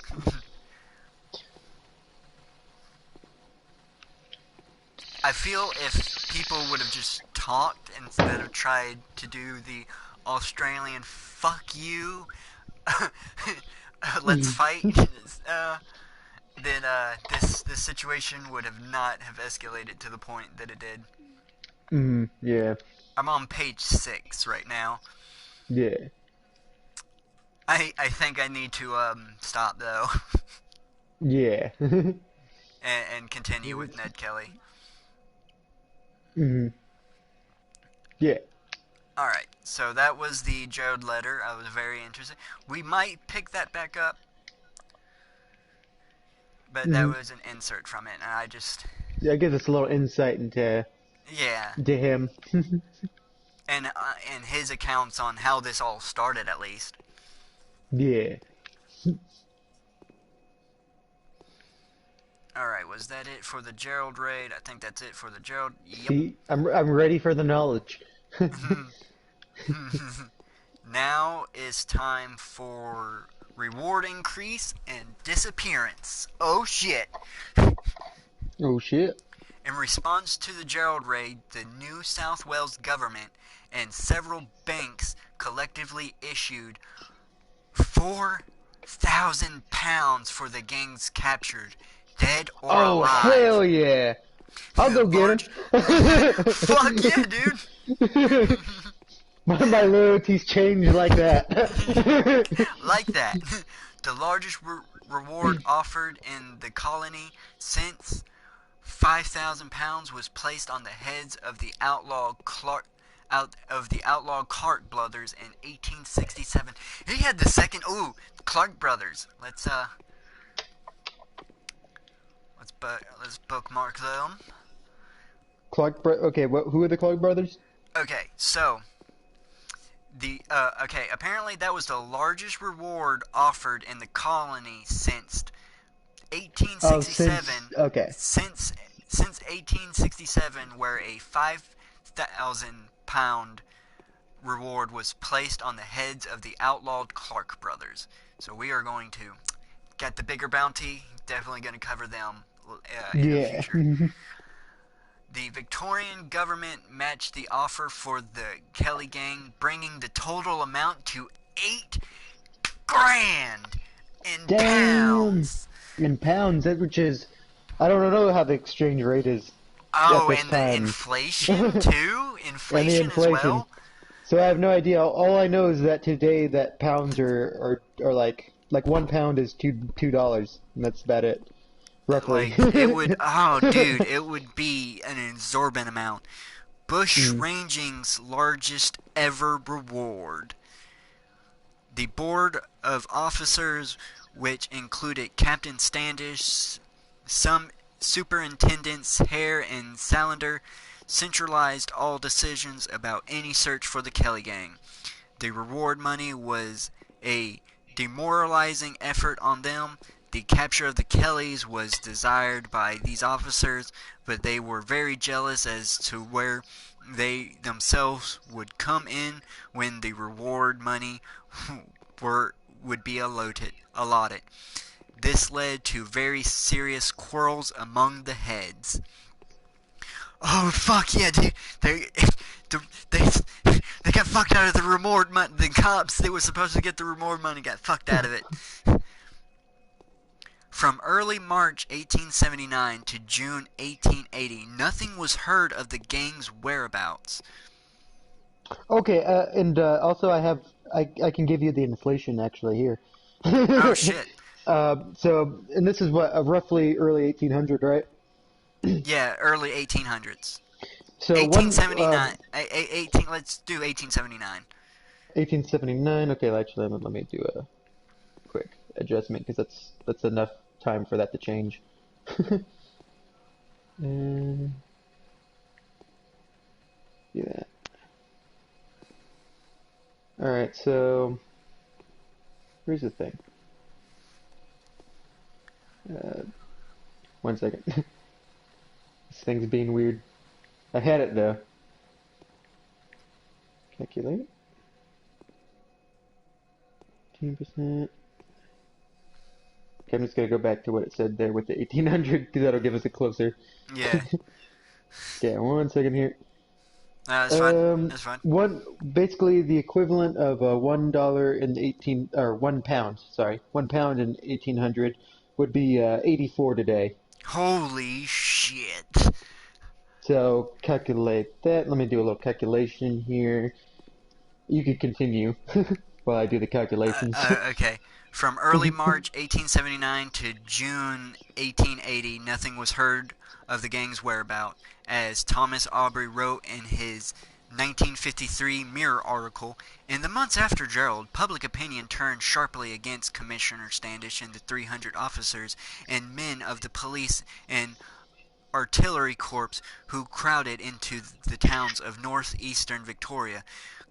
Critics were quick to point out that the brave constables took good care to remain in the towns, leaving the outlaws almost complete freedom of the bush, their natural home.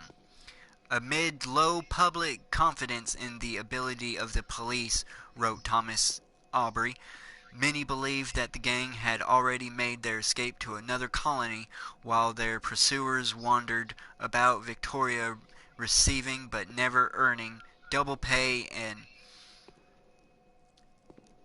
and considerable danger money. Considerable danger money. Huh. Hmm. I guess So hazard pay. I guess they got fucking hazard pay as well as double pay for doing this, basically, is what that means. let's see. In the meantime, the gang were comfortable camped in the hills near the Kelly farm at 11 Mile Creek, where they discussed police efforts and plans for their future. So and okay, I have it. So if I did it right, 8,000 would be equivalent to 672,000. because that's 84 times 8,000. Uh, And you got to convert that to U.S. currency. oh yeah, let me see what the exchange rate is. Last time I remember like, but that was like probably like 10 years ago when it was $1 to $2. Okay, Let's see here. It was USDA to $84 or 64. it was at 84. But one sec. Almost half a million. Over half a million. Yeah. Oh shit, yeah. Wait. Let me look. Where's the exchange rate?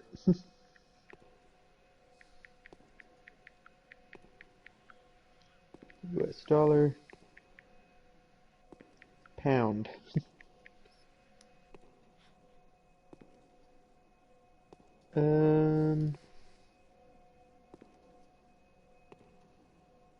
Are they called pound sterlings? I guess so. So what one US dollar is 0.75 of a pound. Oh So shit.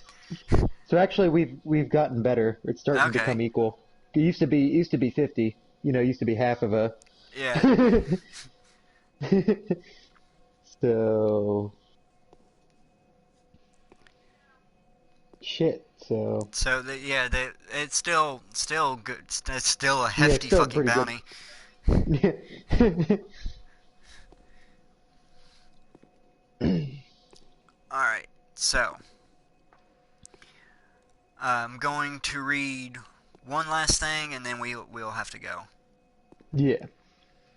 In February 1879, Captain Standish made a request to the Queensland Police Commissioner David Thompson Sidmore to send a section of native police troopers to Victoria to aid in the search for the Kelly gang.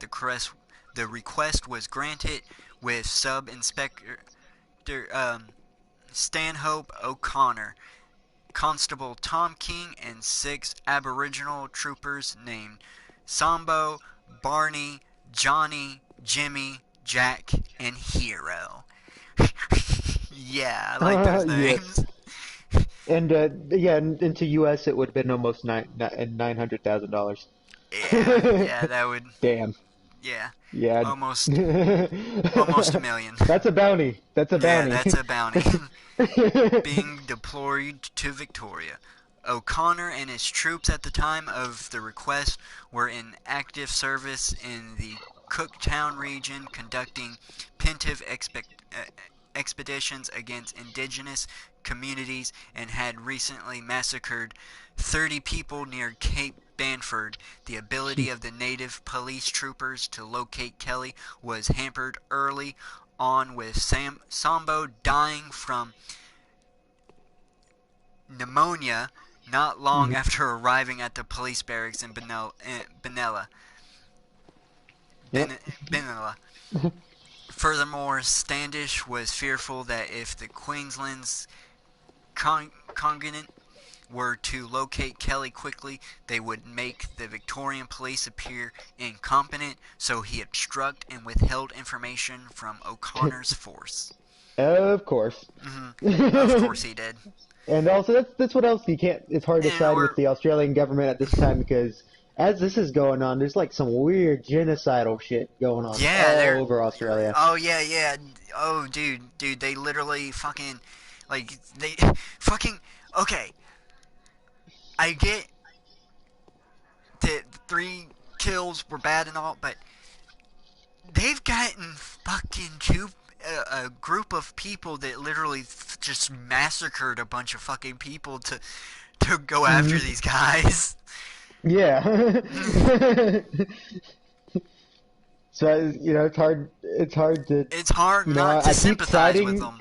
I keep siding more and more as we get deeper and deeper into the story. Yeah, yeah. I mean, both sides are terrible. Yeah. I'm not gonna lie. Both sides are fucking awful. But I just did a lesser evil fucking election, so Yeah, I mean, if you we're gonna better do, believe I'm gonna choose Ned Kelly if I if I chose Biden. oh yeah, for sure. I completely understand where people are coming from, sympathizing, because they're the one. I hate to say it, they're the ones escalating, sending whole fucking posses out because one cop was like, "Yeah, his family tried to kill me." Like Oh, this, also, let this be known that this is the country that had yeah, the Emu Wars. This is the country that had the Emu Wars. yeah. They called it the Emu Wars. That's what it's called. It wasn't a war. It was just a bunch of dudes using a bunch of military equipment that they had too much after fucking World War II and just blown the shit out of some fucking emus. You know how it got settled? You want to know how it got settled? They discovered that, you know, it's a more efficient way to keep emus out of your farm than using a Lewis gun and like automatic bombs and mortars? If you just put up a fucking fence. That is the legit reason why the Emu Wars stopped. Holy fucking shit! This, Oh my god! this is a very unlikable government, and it has been for a long time. Holy fucking shit, dude! And oh, it kind of explains the severity of their censorship, though. Yeah. Their fucking people are batshit crazy. Oh, I mean, they had a whole. It was. I mean, fucking. It's funny that they do that. Like, we don't want to show violent shows, but then they'll have like you know, like, oh, it's the cane toads are coming. Take the kids out and have fun bashing them. Which is, you Oh know, it's man. good for the environment, but still, you know, like, think of all the kids bashing a bunch of toad skulls with their developing minds. Yeah. Teach them young. Teach them young. Teach them young. Hey, Ryan, that's my piece. That's my piece. All right. So sadly, we have to call this. Uh-huh.